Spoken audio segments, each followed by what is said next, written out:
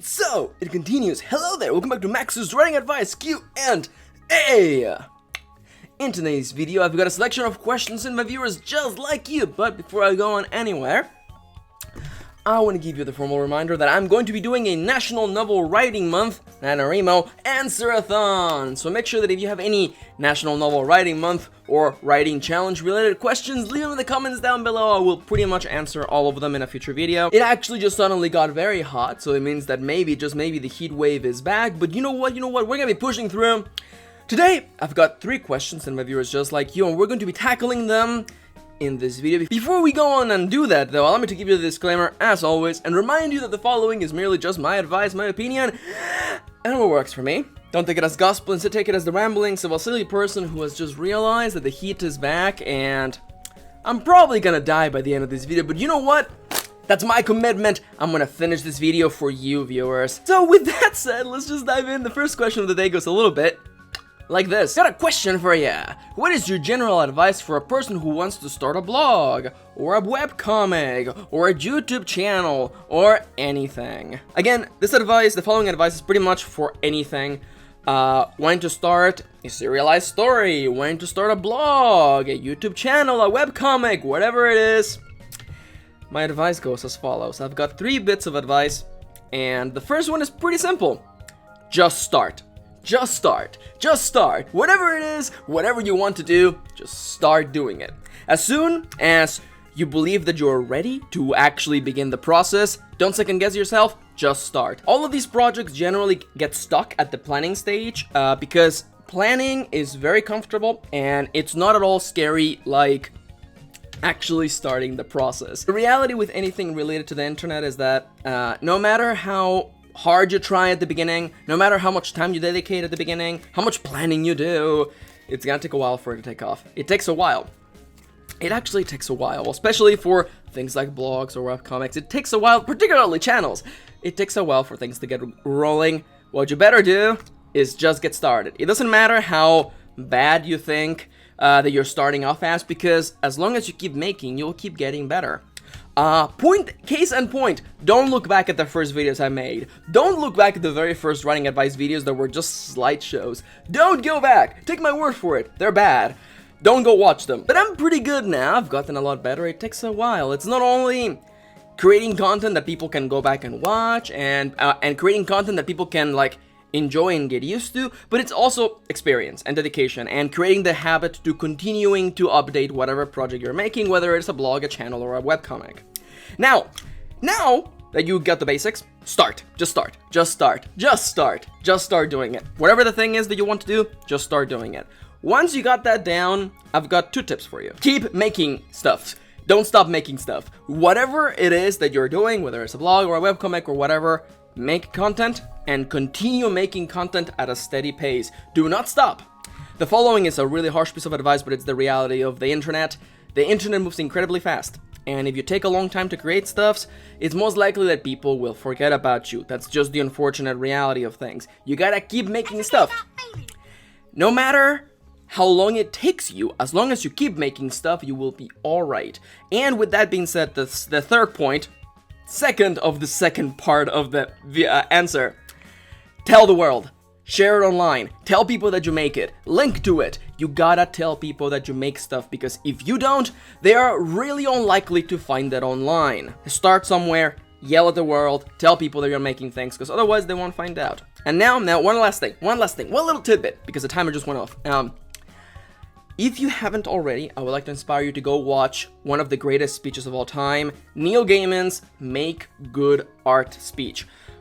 No matter what you're starting, no matter what you're working on, that speech has pretty much all of the inspirational advice that you need to get started. I can assure you of that. That's a promise. Go watch that video. Probably the best speech for writers or for people who want to start a new creative endeavor, whether it is a blog, a YouTube channel, or a webcomic. Okay? Okay. And now, for the centerpiece of today's video, the second question, the main subject, the meat and potatoes of today's video goes a little bit like this. Hi Max, I'm writing a novel and I'm having a lot of trouble coming up with different, interesting ways to progress the story that don't involve characters sitting down and having a chat about it. Do you have any tips on something like this? Now this here is an interesting question because it's a complicated one. I feel like it seems like there's not, like, it's a pretty straightforward question, but there's a couple of underlying problems that I want to talk about and make them the centerpiece of today's video. First and foremost is I understand why you would feel concerned. You know, the idea of like, well, my characters are solving their problems by sitting down and talking about them. Maybe that's boring. Maybe I need to spice things up a little bit. And that's understandable. It's understandable for you to feel that way. Absolutely. What I would like to urge you against is instead of looking outside of your story for ideas, you know, it's like, well, maybe instead of talking about it, they can fight it out or something like that. Instead of doing that, look inside of your story for ways to solve problems. Because the reality is that not everybody solves problems by violence. One particular good example is that if your main character is a politician, they can't just, you know, duke it out with their competitor. You know, they have to talk things out because that is the way they solve problems. I want to inspire you to look at your characters and consider, how do they solve problems? What are they willing to do and not willing to do?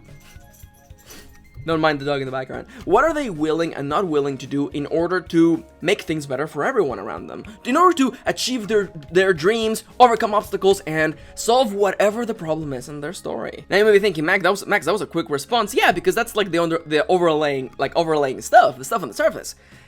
The main thing for me with this question is that often, as writers, it's really easy to fall into that tunnel vision, the idea of, wow, the white balance got really crazy there for a second.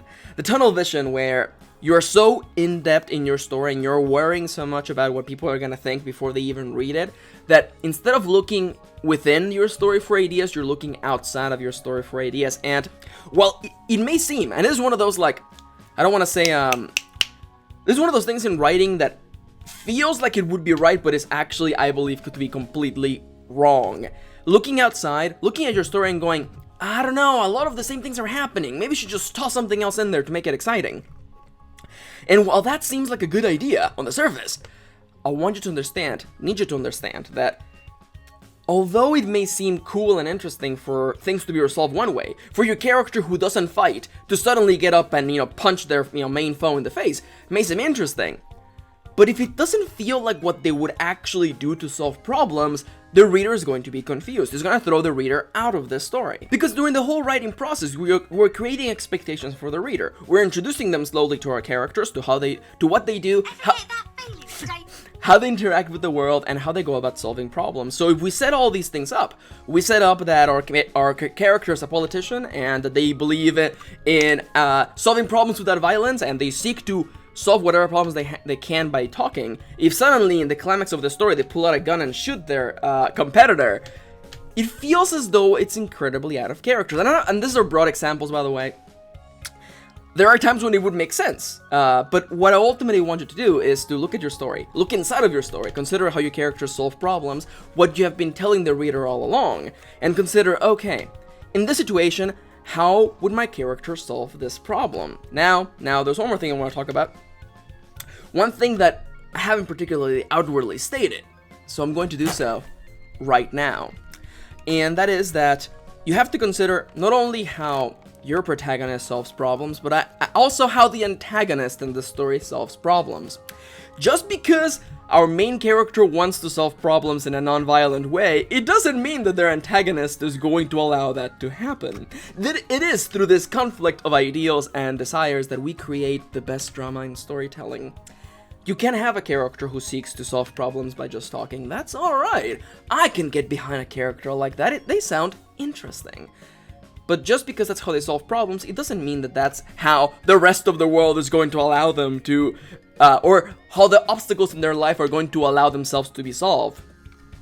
The hurdles in your character's life are not going to fall over. Again, you have to look not outside of your story, but within your story. How do my characters solve problems? What are they willing to do? And what is unacceptable? What are they never, ever, ever willing to do in order to overcome obstacles? Consider that, okay? This is one of the situations in writing where people reach out for advice, and you will find more often than not that you already have the tools to complete this disarm this issue, to solve this problem. The tools were inside of you all along, right, early friend. Look not outside, but within. What a hipster. What a hipster answer that is. with that mildly serious answer out of the way, I think it's time for a much more casual one, a much more relaxing one. Let's tackle it right now. It goes a little bit like this. I really enjoy storytelling and fiction, but I'm having trouble deciding what medium I should do it in. I am equally fond of books, animation, and games, and to an extent music, but it's a struggle to decide which medium to go with. Do you have any tips or advice that could help?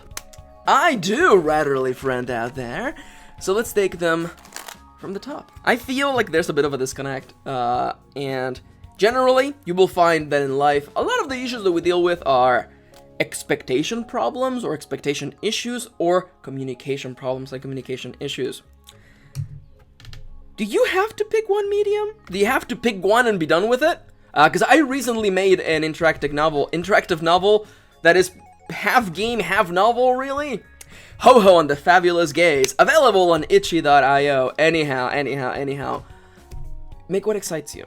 Honestly, real talk, you don't have to pick between music and between books and between animation or games or books or novels or interactive storytelling or serialized novels or a webcomic. You don't have to pick between any of those things. All you need to do is just make stuff. What I would recommend, what I would like to inspire you, dear writerly friend out there, look at the stuff you're enjoying right now. What are you watching, enjoying, consuming right now? You should probably make stuff in that medium. If you are, for instance, like some of my writerly friends right now, really into ARGs, alternative reality games, for those of you who don't know, for those outside the know, go make one. Make something ridiculous. If you enjoy web series, mini web series, spooky stuff, especially now that the month of Halloween is now upon us or around the corner, make stuff like that.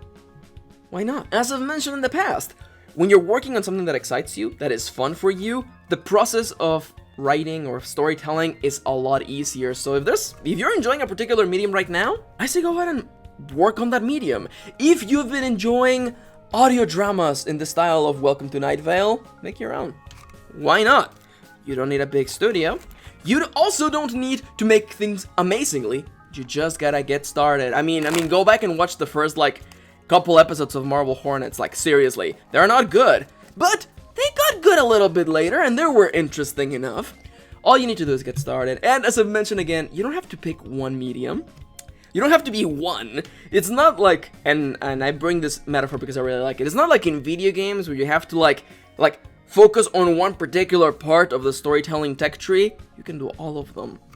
So, dear friend out there, writerly friend, musician friend, artsy friend, video making friend, whatever you're excited about right now, whatever medium you're consuming at this very moment, you should go and make something in that medium, even if it's something small. Because, and this is going to be a little radical, but I'm going to just follow me on this. It doesn't really matter what you make, as long as you continue to make art. Or as Neil Gaiman would say it, make good art. So, I hope that helps. It's so hot, I hate everything. I want to thank you for watching. I hope that you enjoyed today's video, and I hope that if anything I gave you another point of view. If you have your own point of view you would like to share regarding the questions and answers that were given today, let us know in the comments down below. For the time being, make sure to send in your questions for the future NaNoWriMo writing advice Q&A-thon, I will be working on that relatively soon. I want it to go up around the middle of October, so you don't have a lot of time. Go leave your questions, probably one more week before I get recording on that. So, leave your questions regarding NaNoWriMo in the comments down below. And for the time being though, I would like to thank you for watching. As always, if you enjoy my content and want to make sure that I can continue on making it for the foreseeable future, please consider pledging to my Patreon page. Patreon is a wonderful website where viewers just like you can pledge your hard-earned money towards the people that you believe in and the content you enjoy. If you pledge to my Patreon page, you can get cool perks like getting to watch my videos early and many more things like that. But if Patreon is not your cup of tea, how about a cup of coffee? I'm not holding a cup of coffee right now. One-time donation, link to all these things in the description down below. It's incredibly hot right now. I think I'm about to melt. So, I gotta get going. I gotta get working on that whole melting business. So for the time being, thank you for watching. Thank you for spending a little bit of your day with me. And I'll see you. Maybe I'll see you. I don't know. Maybe next video will just be a puddle of glitter on the ground with my name tag on it. I'll see you on the next one.